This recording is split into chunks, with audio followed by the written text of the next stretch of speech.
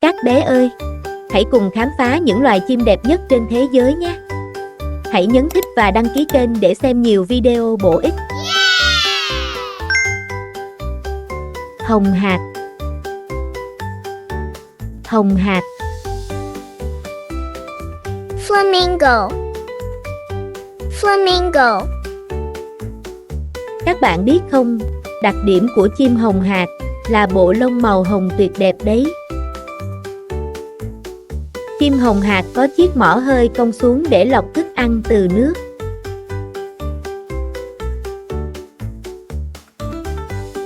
Màu hồng và màu đỏ của lông chim hồng hạc đến từ việc ăn các sắc tố có trong tảo và động vật không xương sống. Khi di chuyển hoặc kiếm ăn, hồng hạc luôn đi theo bầy để bảo vệ nhau.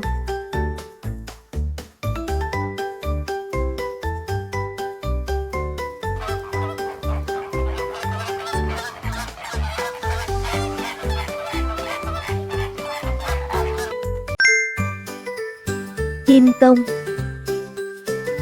Chim công. Peacock.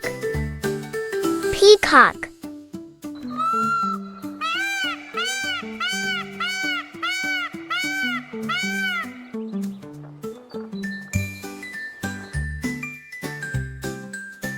Loài chim công nổi tiếng với bộ lông đuôi rực rỡ nhiều màu sắc, có nhiều đốm tròn màu đen, viền vàng và xanh giống như những con mắt vô cùng lộng lẫy.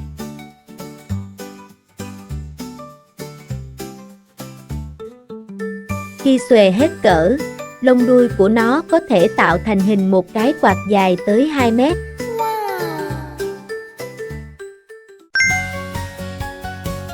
Thiên nga. Thiên nga. Swan. Swan.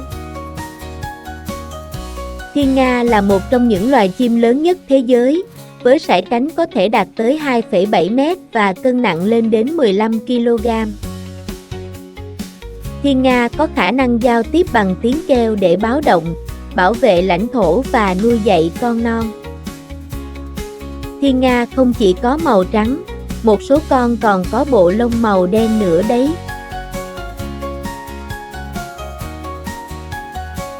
Chế độ ăn uống của thiên nga chủ yếu là cỏ, cây thủy sinh và hạt.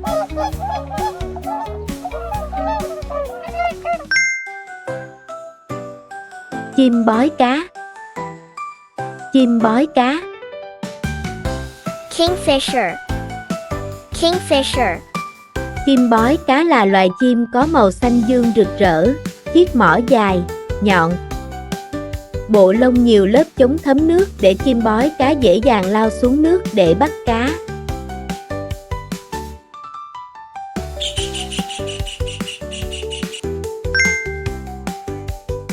Chim ác là.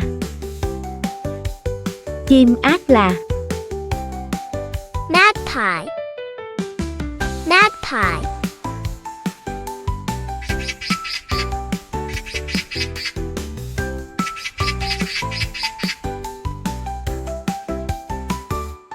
Chim ác là có bộ lông màu đen trắng đặc trưng. Chim ác là có thể đạt chiều dài từ 40 cm đến 50 cm.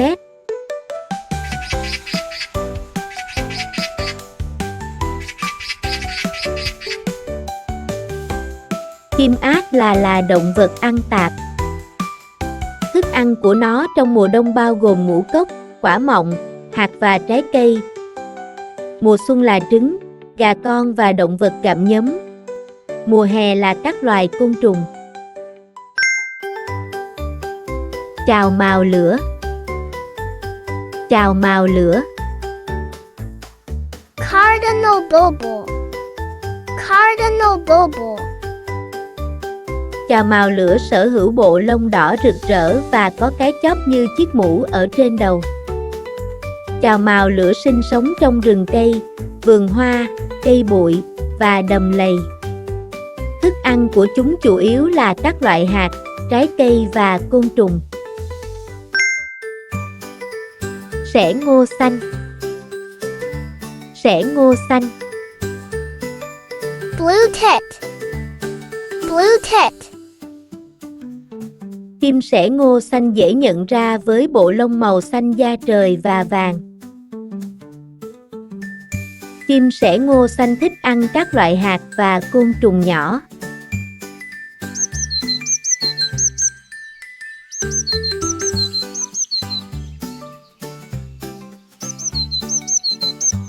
Chim sẻ ngô xanh thường làm tổ trong lỗ cây.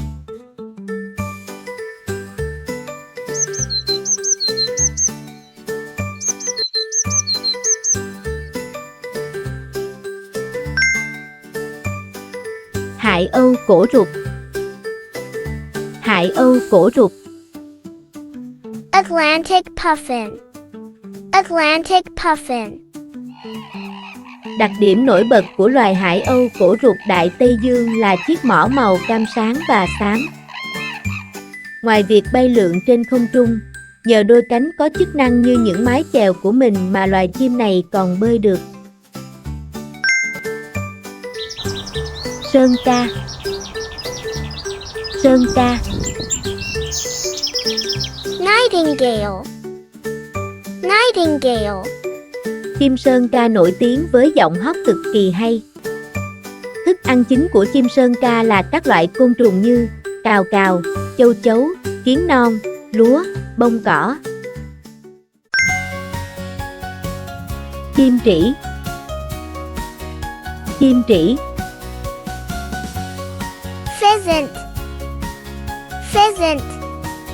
Chim trĩ có nhiều màu sắc khác nhau như màu đen, nâu và đỏ. Đặc biệt, con chim trĩ có một cái đuôi dài và cong về phía trước, tạo nên hình dáng đặc trưng cho loài chim này. Chim trĩ có tính cách hiền lành và dễ chăm sóc. Thường được nuôi để lấy trứng và thịt.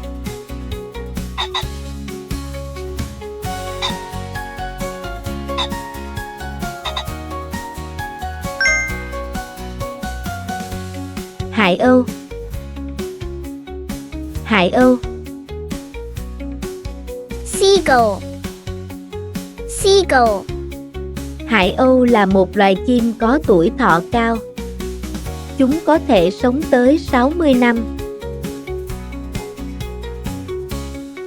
Đây cũng là một trong những loài chim có sải cánh dài nhất trên trái đất, lên tới 3,5 mét. Chim hải âu có khứu giác cực kỳ nhạy bén, cho phép chúng nhận ra mùi của những con mồi ở khoảng cách tới 20 km.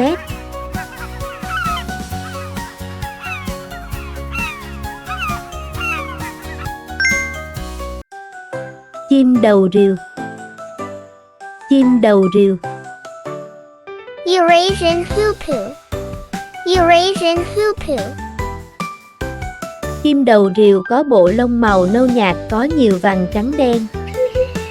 Đặc điểm của chim đầu rìu là cái mào dài, nhọn, trông như chiếc rìu. Thức ăn của chim đầu rìu là các loài côn trùng. Cò trắng. Cò trắng. Stork. Stork. Đặc điểm nổi bật của loài cò là bộ lông trắng muốt, cặp chân nhỏ nhưng mà lại rất cao và chiếc mỏ dài, nhọn. Hình dáng cao giúp chúng thích nghi dễ hơn với môi trường đầm lầy và tìm kiếm thức ăn.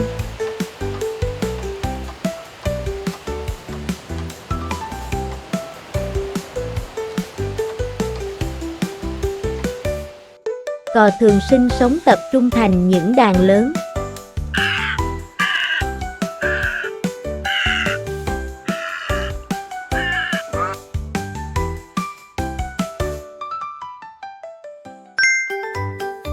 Hạt trắng.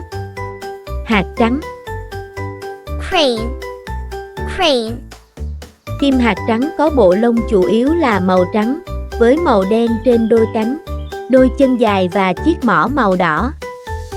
Chim hạt là loài chim quý, được coi là biểu tượng của sự thanh cao, quý phái.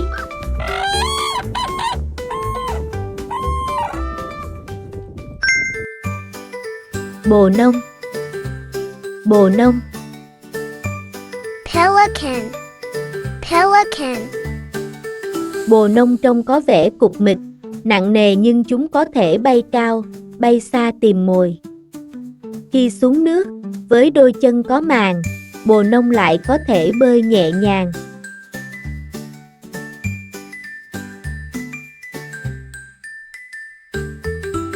Bồ nông có mỏ rất dài, đặc trưng bởi chiếc túi dưới mỏ cực lớn, có thể giãn ra để bắt cá và trữ nước.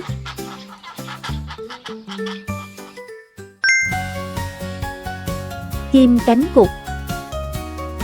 Chim cánh cụt. Penguin. Penguin. Hầu hết chim cánh cụt có màu đen ở lưng và dưới bụng màu trắng. Mặc dù là chim nhưng chim cánh cụt không thể bay và thường sống trên cạn với dáng đi thẳng đứng, tướng đi lạch bạch vô cùng đáng yêu. Chim cánh cụt cũng có thể sống dưới nước. Loại vật này bơi giỏi và có thể lặn sâu đến 564 mét để bắt cá và các sinh vật nhỏ làm thức ăn. Wow.